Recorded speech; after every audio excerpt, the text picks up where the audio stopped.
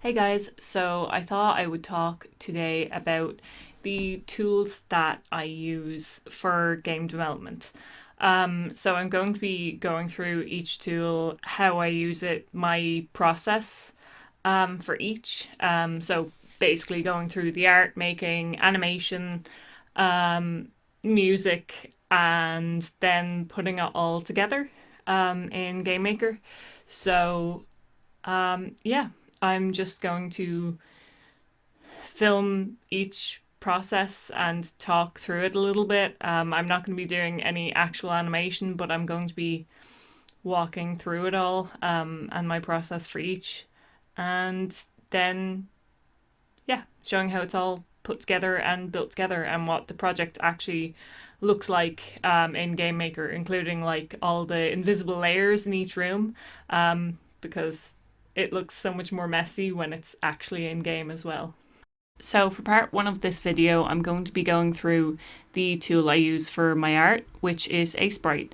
And I'm also going to be going through what kind of art I use Aseprite for and how I export sprites and Spritesheets and that kind of thing. So let's get straight into it. So this is my setup for Aseprite. I use Aseprite for basically all of my art. So character art, UI and menus, background art, all of the battle animations and art and the like.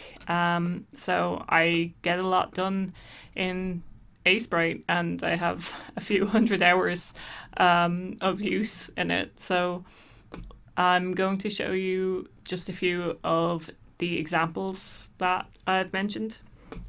So here I have Leopold's idle animation. I always set the animations to basically go at whatever frame rate I'll want them to go at in the game. So for this, I would want to go for 2 frames per second. So I've set it to 500 milliseconds per frame.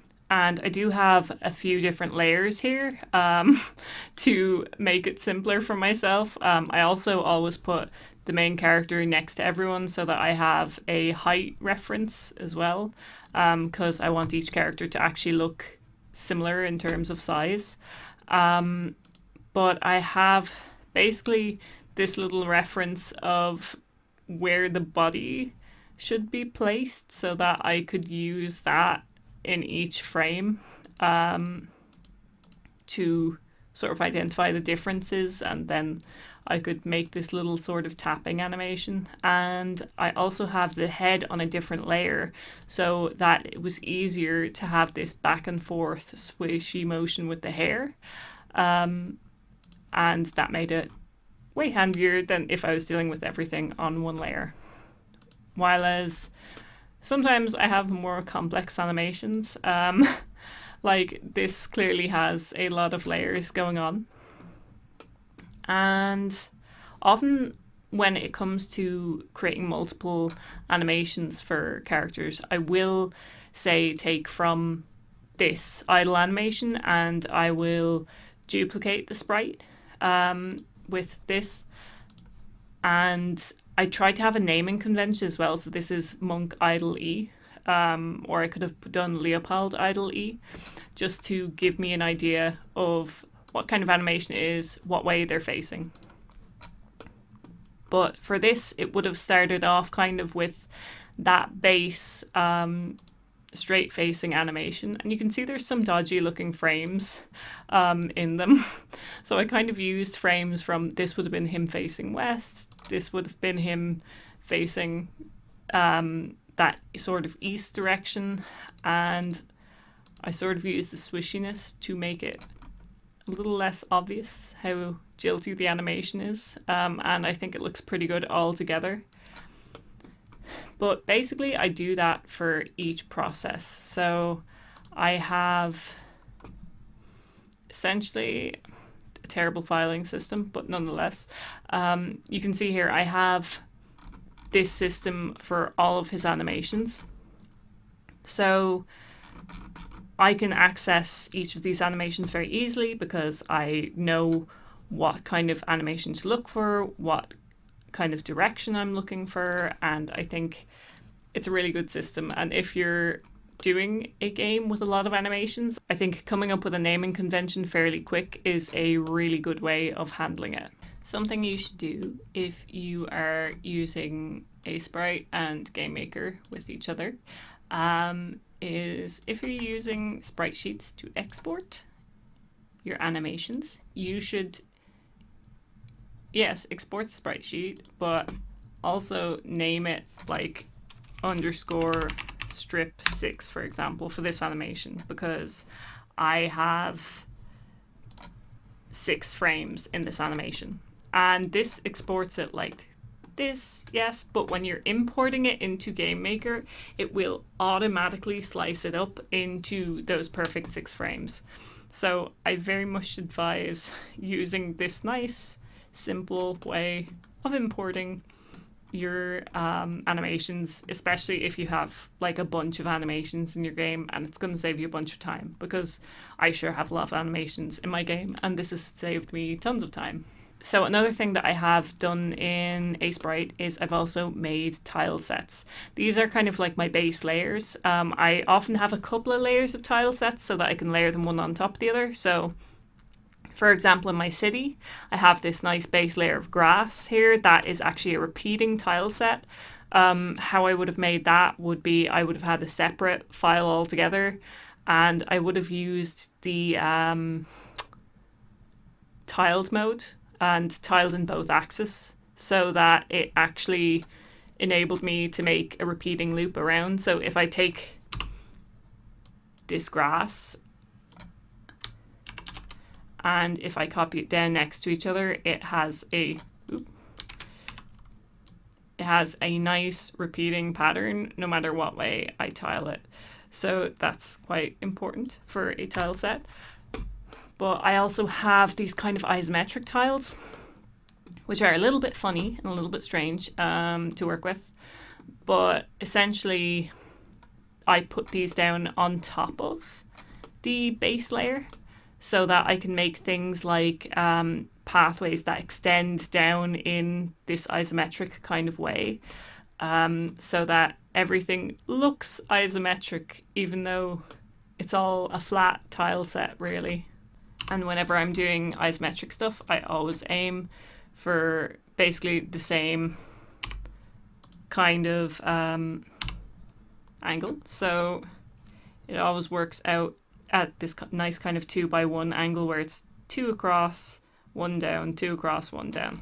And then we get down to the battle tiles. So these all just kind of look like this. Basically, here's one for the cave, and here's one for grass. But they all have the same kind of shape. So not only do I have a grass one, I also have like a snow one and a water one as well. So there's a few different tiles. And basically, these are just used as the base for the battle system. I have a few different ones for each kind of map type. So the forest one has a few different variations, and depending on the tile type, maybe you can't move on them, etc. Like you can't walk through water and the like. But yeah, I basically have the exact same template for all of these where it follows this same kind of isometric square. And making buildings and furniture is actually quite a similar experience. So I always have to set down the isometric lines beforehand and actually plan out how I'm going to make something. And then I can actually set it up. So, for example, for this building, I have this as a background. Again, I have the character there for reference of size so that I know what size this building should be. And then I place down this as a layer over that, so I could use these background guidelines to guide me in it.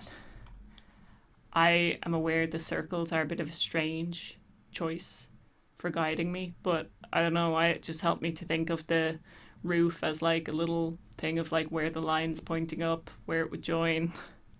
Maybe they're a strange way of guiding me, but I don't know, they worked well for me. But then setting down the actual basic structure of the house, maybe the not so basic structure of the roof, doing roofs takes ages for some reason. I advise setting down something that you can copy and paste, at least if you're making buildings with somewhat intricate roofs. And then brick design, which also takes ages. I highly advise copying and pasting some of your buildings and just changing some things about the colors, which I've done loads of if you're doing building designs.